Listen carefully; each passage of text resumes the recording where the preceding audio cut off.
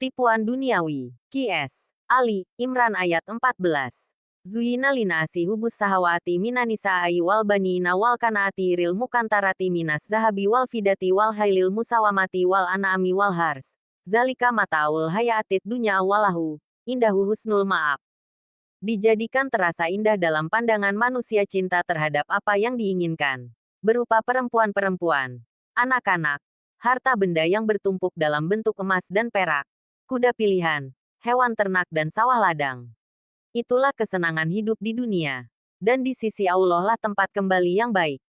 Juz ketiga. Tafsir. Ada beberapa hal yang dapat menghalangi seseorang mengambil pelajaran dari peristiwa di atas, yaitu dijadikan terasa indah dalam pandangan manusia cinta terhadap apa yang diinginkan dan sulit untuk dibendung.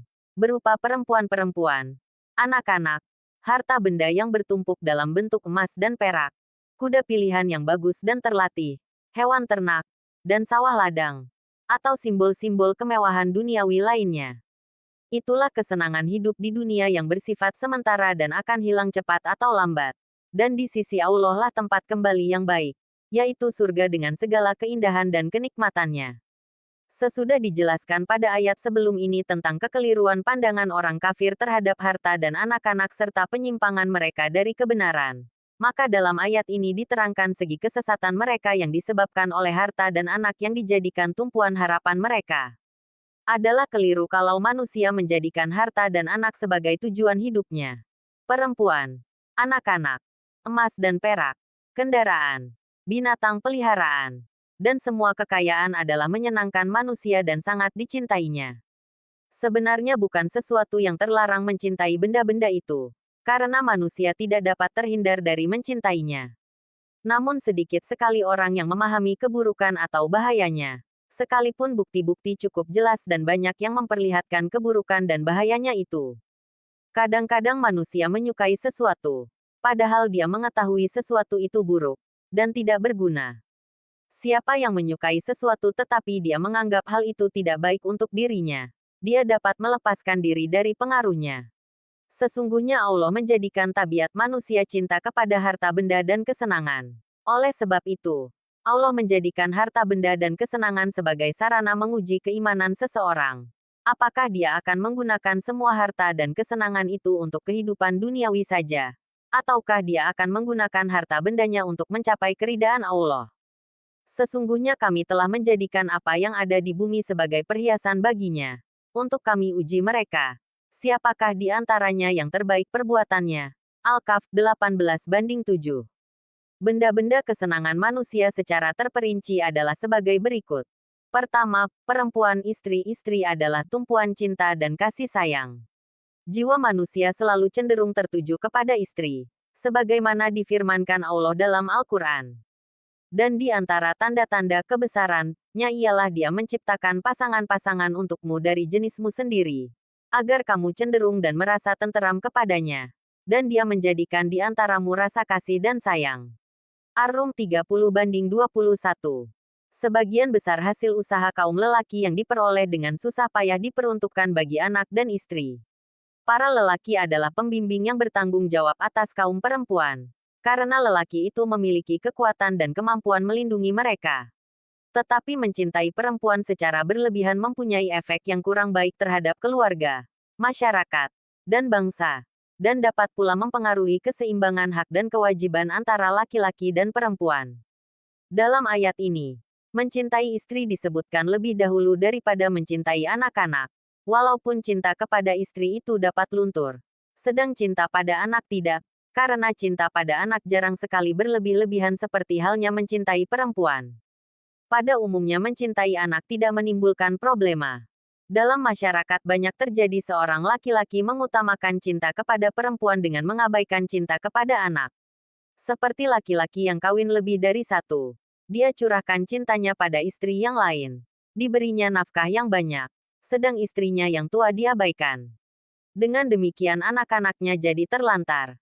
Karena pendidikannya tidak lagi diperhatikan. Banyak pula anak-anak penguasa dan orang kaya yang rusak akhlaknya karena bapaknya mencintai perempuan lain.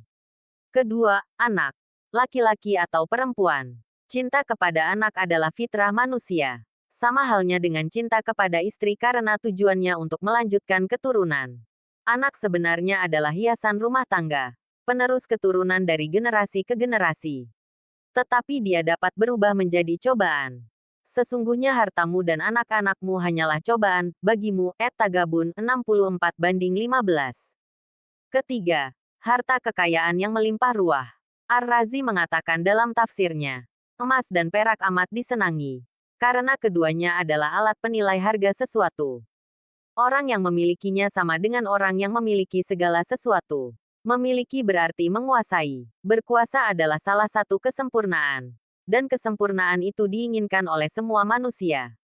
Karena emas dan perak adalah alat yang paling tepat untuk memperoleh kesempurnaan, maka ia diinginkan dan dicintai. Apabila sesuatu yang dicintai tidak dapat diperoleh kecuali dengan sesuatu yang lain, maka sesuatu yang lain itu pun dicintai pula. Maka karena itulah emas dan perak dicintai. Harta yang melimpah ruah akan menggoda hati manusia serta menyibukkan mereka sepanjang hari untuk mengurusnya. Hal ini sudah barang tentu akan dapat melupakan orang kepada Tuhan dan kehidupan di akhirat.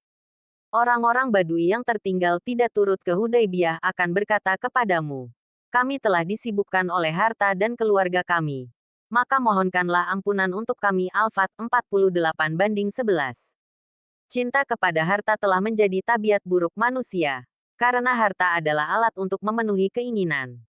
Keinginan manusia tidak ada batasnya. Maka mereka mengejar harta tidak henti-hentinya. Rasulullah SAW bersabda, sekiranya manusia itu mempunyai satu lembah harta, niscaya ia ingin yang kedua, satu lembah lagi. Kalau ia mempunyai dua lembah, niscaya ia ingin yang ketiga. Tidak ada yang dapat memenuhi perut Bani Adam kecuali tanah. Dan Allah mengampuni orang-orang yang bertobat kepadanya. Riwayat Al-Bukhari dari Ibnu Abbas. Keempat, kuda yang dipelihara di padang rumput. Terutama kuda yang berwarna putih di bagian dahi dan kakinya. Sehingga tampak sebagai tanda. Bagi masyarakat Arab, kuda yang demikian ini adalah kuda yang paling baik dan paling indah. Mereka berlomba-lomba untuk dapat memilikinya. Mereka merasa bangga dengan kuda semacam itu dan kadang-kadang bersaing membelinya dengan harga yang amat tinggi. Kelima, binatang ternak lainnya. Seperti sapi, unta, kambing. Binatang-binatang ini termasuk harta kekayaan Arab Badui. Kebutuhan hidup mereka seperti pakaian, makanan, alat-alat rumah tangga dan sebagainya. Sebagian besar terpenuhi dari hasil beternak binatang-binatang itu. Allah berfirman menerangkan nikmatnya ini. Dan hewan ternak telah diciptakannya untuk kamu. Padanya ada bulu, yang menghangatkan dan berbagai manfaat. Dan sebagiannya kamu makan. Dan kamu memperoleh keindahan padanya. Ketika kamu membawanya kembali ke kandang dan ketika kamu melepaskannya ke tempat penggembalaan. Dan ia mengangkut beban-bebanmu ke suatu negeri yang kamu tidak sanggup mencapainya. Kecuali dengan susah payah. Sungguh, Tuhanmu Maha Pengasih, Maha Penyayang. Dan, Dia telah menciptakan kuda, bagal, dan keledai. Untuk kamu tunggangi dan menjadi perhiasan. Allah menciptakan apa yang tidak kamu ketahui. An-Nahl 16:5-8. Keenam, sawah ladang adalah sumber kehidupan manusia dan hewan. Kebutuhan manusia kepada sawah ladang melebihi kebutuhan mereka kepada harta lainnya yang disenangi. Karena sawah ladang adalah sumber pemenuhan kebutuhan seseorang. Demikianlah keenam macam harta yang disenangi manusia di dunia ini. Dan merupakan alat kelengkapan bagi hidup mereka. Yang memenuhi segala kebutuhan dan keinginan mereka. Setan menggoda manusia sehingga ia memandang baik mencintai harta benda tersebut. Tetapi hendaknya manusia menyadari bahwa semua harta benda itu hanya untuk kehidupan duniawi yang tidak kekal. Tidak benar. Apabila harta benda dijadikan manusia sebagai cita-cita dan tujuan akhir dari kehidupan di dunia yang fana ini, sehingga dia terhalang untuk mempersiapkan diri bagi kehidupan yang sebenarnya, yaitu kehidupan akhirat yang abadi.